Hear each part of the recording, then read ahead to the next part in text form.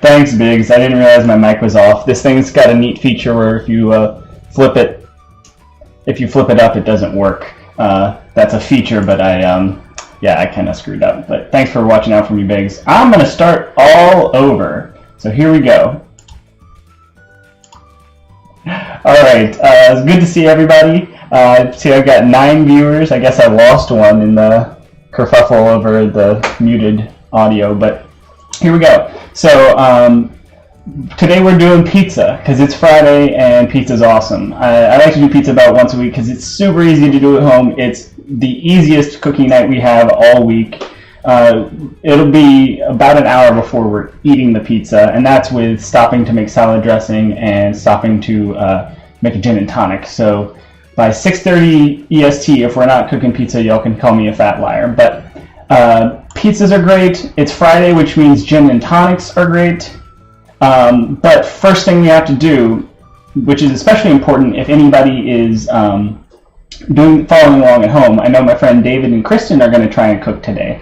So the first thing you need to do is make sure that your dough comes up to room temperature. It's going to make it easy to work with, and it's going to help it rise a little bit more. Get it some more bubbles, which makes it get the right texture. So I'm going to do that real quick, and let's get started. All right. Anytime you want to follow along with these recipes, just come here, find the appropriate recipe. Yes, I am. Dead Boy, is that Todd? Am I misremembering nicknames? Todd? But anyways, say the recipe now, make it a bookmark or whatever, email it to yourself, that sort of thing. But let's read what the recipe says to do. This is the one that we're on. I made the dough earlier this week, so I'm going to use the instructions for baking it this week. Yesterday I did this. I placed it in a well-oiled bowl, covered in plastic wrap, refrigerated for up to 4 days. I did 1. Then, when you're ready to bake, set the bowl in a warm place to come to room temperature and rise. Oops, you guys are getting a little bit of that cut off. There we go. Preheat your oven to 550. So I've already done both of those things. Kristen and David, if you're following along and you're cooking right now, go ahead and preheat your oven to as high as it goes and get that dough out on the counter. Once it's doubled in size, about 40 minutes, then you can move on to the next step. And I'm going to show you. I've already done this for about an hour, and it's already doubled in size, so it's ready to go, which means I can move on to the gin and tonic. What I'm going to do now is this timer here on the underneath my face is going to be the timer for each individual recipe that we do. So first I'm going to do one for making the gin and tonic.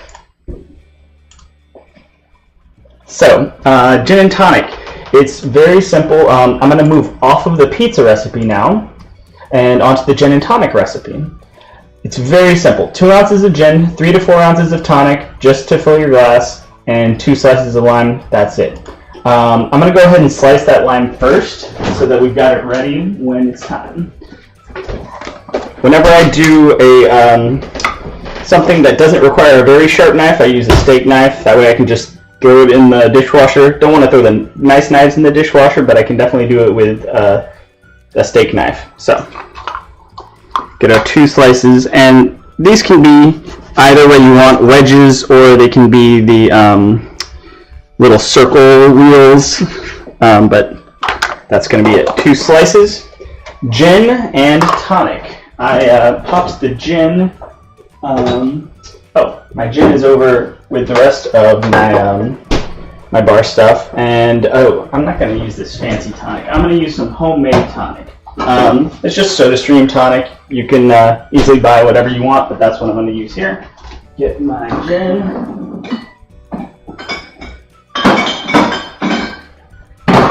And get a measuring device. This is a nice little measuring device.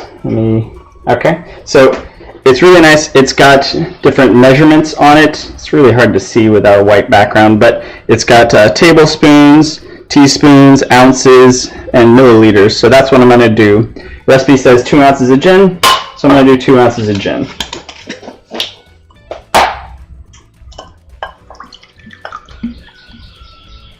Okay. Now, instructions. Fill a glass with ice, add gin, squeeze a lime, and keep moving. All right.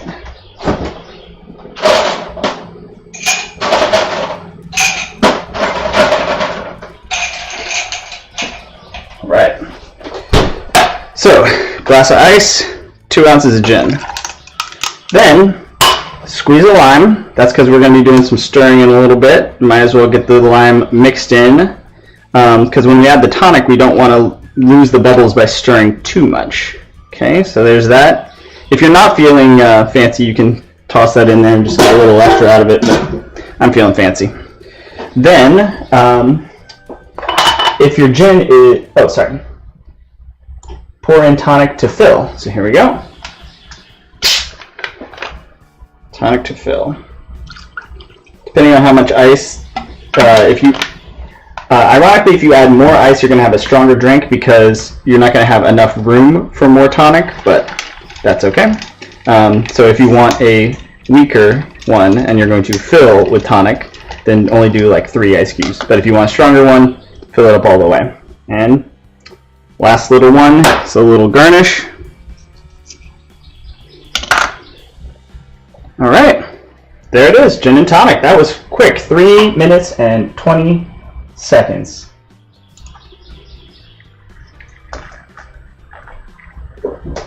That's good. That's good.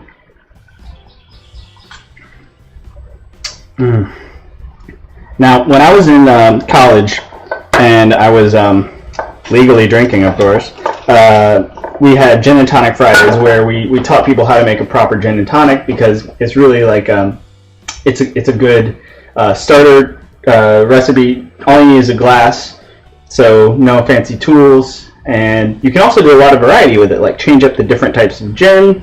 On my recipe, I've got a couple of things written for you. Any citrus will do. Lemon or grapefruit is great.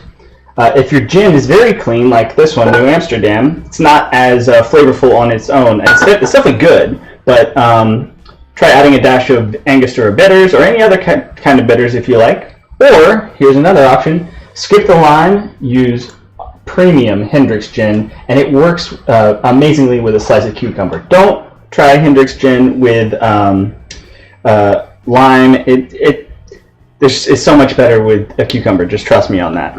So, I'm gonna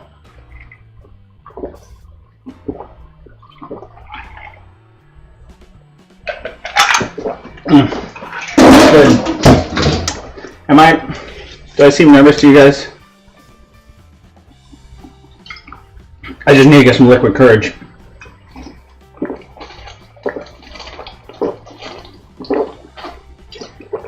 It's water. I was just messing with y'all. What I really wanted was this Hendrick's gin and tonic. So that was water. This was fizzy water, but not actually tonic. So let me show you the real good stuff. Gin, Hendrick's gin, a nicer tonic, but Hendrick's will carry any tonic water you want. And cucumber. Biggs, if you only have lime, you should not use Hendrick's gin. You should use any other gin. I think Hendrick's is so nice that I would prefer it without lime at all, just gin and tonic, no garnish, or cucumber. But if you add lime, I think it takes away, it kind of covers up the Hendrick's. Also, you're a bit young. I know you personally, and you shouldn't have gin and tonic for a while. All right. Here we go. Give it a quick little rinse. And get a couple of slices, thin slices, just for fanciness. For this one, I probably should use a better knife, but time is of the essence. All right. A couple of thin slices. Surprised none of y'all freaked out about the chugging gin thing, but I guess you know me too well.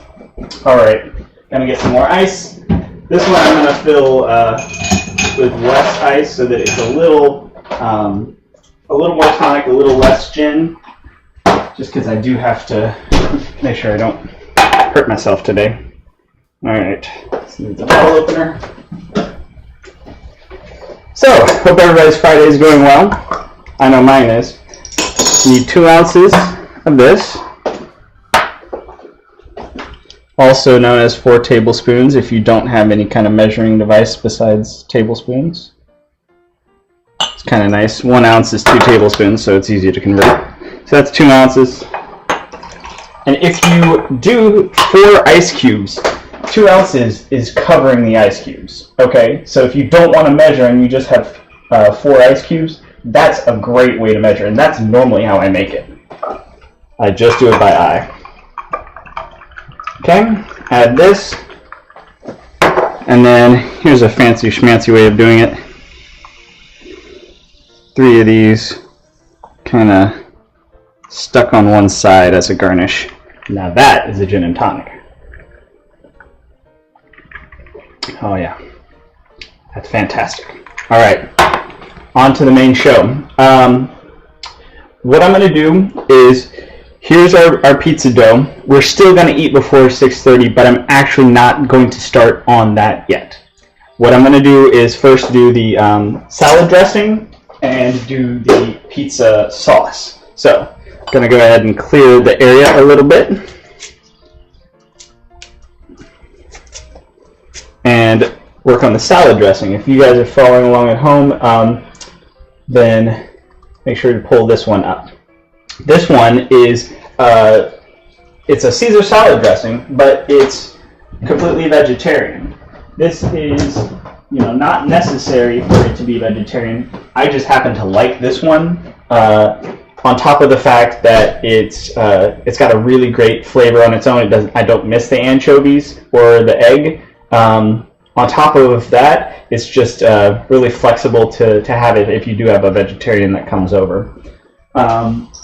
So this is what gonna start on. Oh, looks like we lost the stream. What happened?